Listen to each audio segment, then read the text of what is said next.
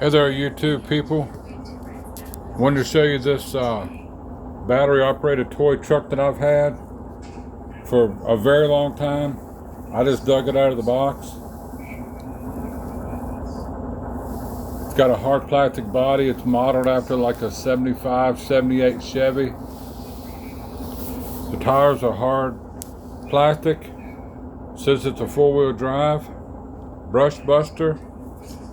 The windows are supposed to be like a blue, you can see. I don't have the controller and it's missing some pieces on the top. I'm sure I got it at the Goodwill when I used to go to the thrift store. On the bottom, it uses one 9-volt and 4 AA's. It's got 1979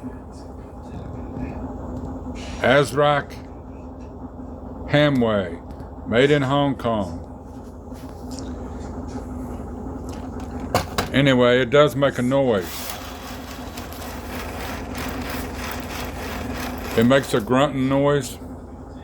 I just think it's neat. I'm gonna keep it. I know it's missing pieces, but I bet you none of y'all out there have ever seen nothing like it. I think it's pretty cool. I'm keeping it.